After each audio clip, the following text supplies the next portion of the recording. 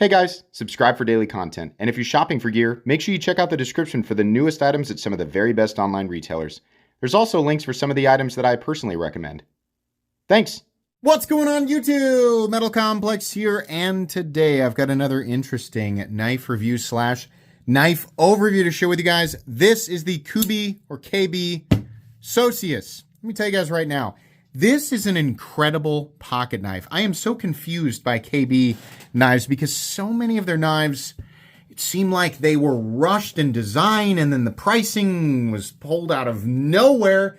And then all of a sudden they've got knives like this that are incredible and very well thought out, and the price is totally reasonable. Let me tell you guys at the beginning of the review right here, there's very little, if anything, that I don't like about this knife. This is an incredible knife. It's a premium knife. It's not a cheap knife, but it's priced incredibly fairly, and they did a really good job. Comes in a few different configurations, including DLC. I think you need to pay a little more for that, but this is really good. I'm going to link it down in the description. It does help my channel when you use those links, but that's entirely up to you. Thanks to Kubey KB. This has been upside down the entire time. I did not do that on purpose. I literally just noticed it. I was too excited about the knife to even look. Please make sure to follow me on Instagram at metal_complex. Thanks to my patrons for supporting me. Make sure your notifications for the Metal Complex YouTube channel are turned on. Let's go ahead and measure this guy. Overall length is coming in at 8 inches on the dot.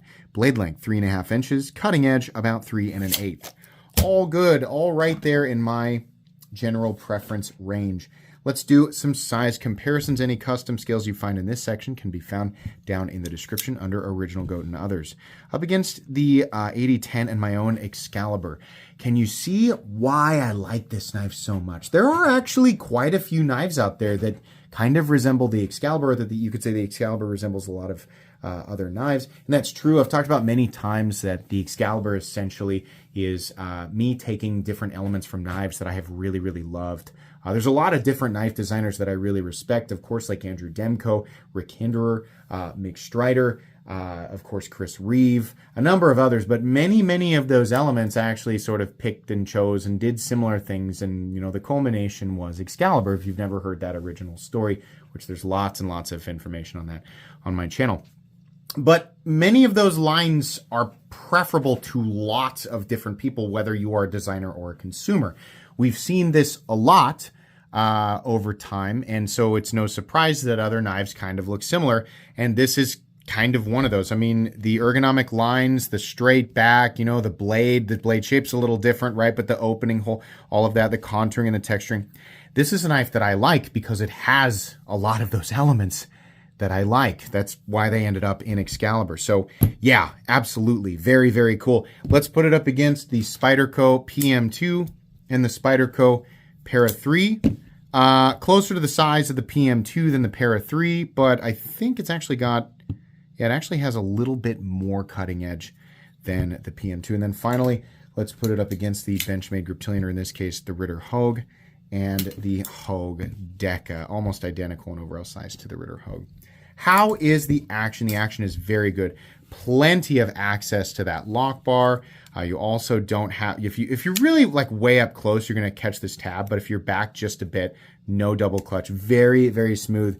Very little feeling of the pivot, the bearings on the inside. That's really nice. detent is very good.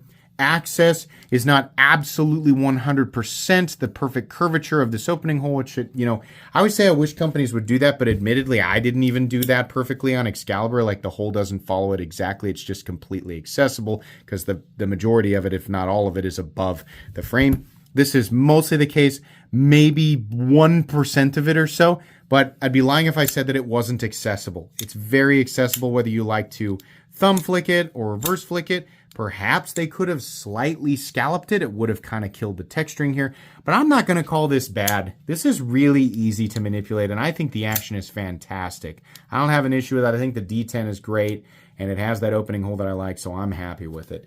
Let's go ahead and do carry profile. Thickness up against the Spyderco Para 3. It's actually slightly thinner, despite, you know, also being contoured, which is really great. Length and height up against the PM2 and Para 3. This is a beautifully simple and comfortable knife to carry, and it really feels maybe just slightly larger than the Para 3, but not really any more of a problem. I've just had a good experience carrying this. I really can't complain about it at all. What are we looking at for materials here before we weigh it? We're looking at titanium with a really cool, this is contoured by the way, it's a really cool sort of triangular texture pattern. I think that looks awesome. Does provide a little bit of meaningful traction without being, aggressive or anything like that. Really love the texturing here. I think that's awesome. And then for the blade steel, which I think it probably says on the blade, does it? It's so small anymore. I can't. Yeah, S90V. What is the HRC range for this S90V? 60 to 62. That's awesome. Very, very cool. Can you imagine, man, like getting S90V just like, I'm thinking 10 to 15 years ago. S90V, I was like, oh man. Like, unless somebody made a special edition version of something, you weren't going to get that steel. Back then, we didn't usually question the HRC range. At least the parts of the community that I found myself interacting with, we were just like, yeah, S90V is S90V, right? Maybe some of those guys in the forums, like they were getting into what we would have referred to as the weeds back then.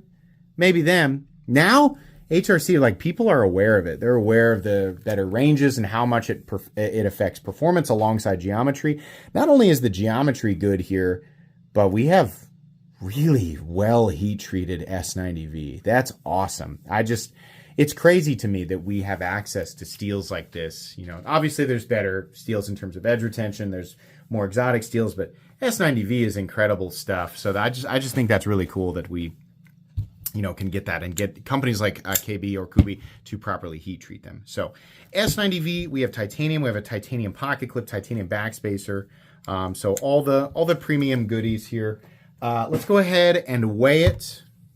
So the weight on this guy is coming in at 3.7 ounces. That's pretty spectacular. It's full tie, full size, and almost a perfect blade length to weight ratio. How's the balance on it? Right in the middle, maybe slightly back of where you'd put your index finger, but it feels good. Can't complain.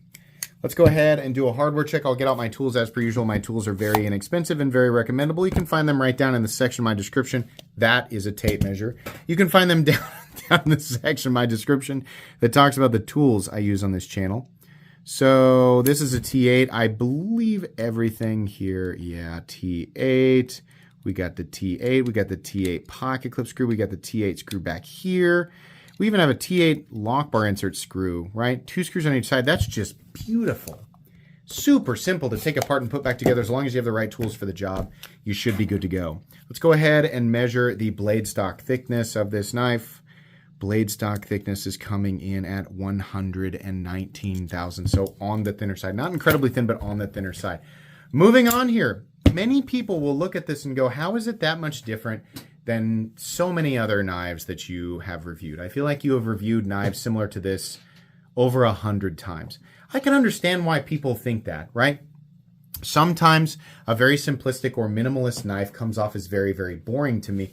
Most of the time it's not so much boring, it's laziness, where the desire to make it minimalist is sort of overshadows the need for certain design elements to be present in order for me to want to reach for it in the first place. This is a knife that is minimal, but it has really great materials, really great heat treatment, and is all of those little tiny design elements that need to be in place, at least for me, are present. They're all there. Even still, I have reviewed other knives that are similar to this, right? Just slight variations of this. And if you go back and you kind of split hairs on those and you apply what I'm saying here, you'll find that those typically end up getting very, very high praise from me. Have we seen this before? Yes. In some way, shape, or form, yes. Is it good? Yes. Is this subtly different? Is it different enough to warrant people's, paying attention to it? I think so, definitely. I really, really like this texture pattern. And it also is nice to see a win from KB because a lot of stuff they send me, and people tell me all the time, like for some reason they send you weird ones, but they make a lot of knives that are really, really good and you just haven't checked them out. And I believe you guys. But a lot of the stuff they've sent me has either been a good design and they want, for whatever reason, way too much money for it, or it's been a less expensive design and like a reasonable price tag, and it just is weird. Like, it just doesn't really make sense. This makes sense, right? Show you guys the designer's information right there, which I know I have seen before, but the designer information will absolutely be on the listing, which, by the way, while I always say it helps my channel use the links in the description, the majority of them it does. I don't actually have affiliate links for KB. It's just a link to their site, but it should actually go into the details about the designer there. So I'm sorry to not be able to put a name on it, but I still want to direct people to that link so that they can read and understand who that is. But ergonomically, really great. Choked up position, great. We have jimping that is functional and extends out to a point where it actually complements the index finger position really, really nicely. The pocket clip, not stiff. It looks like it's going to be, but it's not. It is riding right on top of texturing, but in my experience, the texturing doesn't really create a situation where you're having to worry about pocket fraying. Like right now, in and out of these sweatpants that I'm wearing, I know you can't see me, take my word for it. I can do that with one hand. Jeans or cargo pants or athletic shorts. I mean, it's a little heavy for athletic shorts, but yeah, pretty great. It's a bummer that it's right hand only. I mean, like, had they done a symmetrical clip, they would have been limited to your various popsicle stick style clips, and those work for left and right-handed people, but you're left with a clip that kind of looks like it would go on pretty much any knife. This knife has a pocket clip that is specific to this knife with the curvature, right? So it does look good. I kind of wish there was texturing on it, but it's no big deal. Backspacer, very simple, and we have a little lanyard bar back there, which is great, so we don't have to put a big stupid hole there to accommodate for the 7 or 8 people left on Earth who actually would still attach a lanyard to this. I know it's more than that, but I can't. It's hard for me to come up with new jokes, right? I got to keep making the same jokes over and over again. We got a like kind of a blasted finish here. I think the DLC is always worth picking up. Not that S90V isn't, stainless, but the DLC makes it also very, very, very scratch resistant as well. I think KB should look into some of the higher polished DLCs that a lot of their competition is doing. I think that that would really help. I think that they're capable of doing satin, but a lot of these companies are pushing into near mirror or even mirror DLC. So I think KB should get into that as well, because there's a lot of models that they have that I think I would be willing to spend more money on many models that I have, going from just satin DLC all the way up to a near mirror or a semi-mirror DLC. I think that looks really cool, but that's more of an aesthetic thing and not necessarily a functional thing unless you count the reduction in drag from mirror polishing or nearly mirror polishing. Blade geometry is nice and thin behind the edge. We have, I don't know, what do you want? You want to call this, should we call this a modified sheep's foot? I don't know. Whatever you want to call it is fine with me. The cutting bevel is great. I'll let you guys take a look at the plunge grind there, which I think is also great.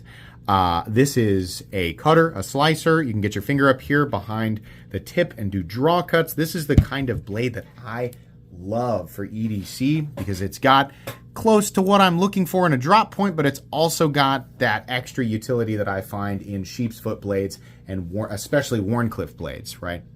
Choking up, very comfortable. Choking back, also very comfortable. Your pinch grips or whatever, all of that is great. I really don't have much to complain about here, if anything at all.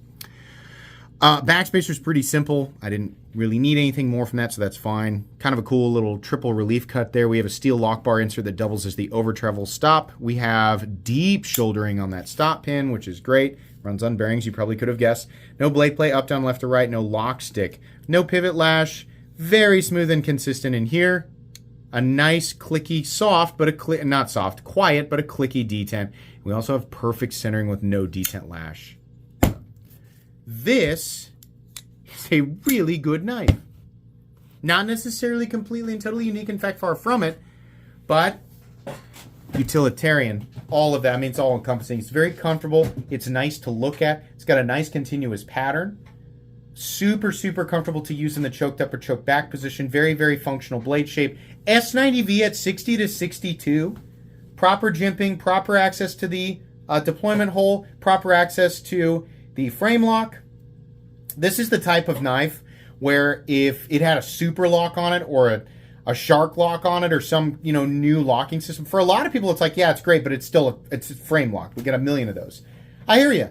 A knife like this, that's got everything else essentially correct, you add one of those new ambidextrous super locking systems, and then you put the pocket clip, able to be mounted on both sides, or you send it with 2 clips so it maintains that stylized, clip.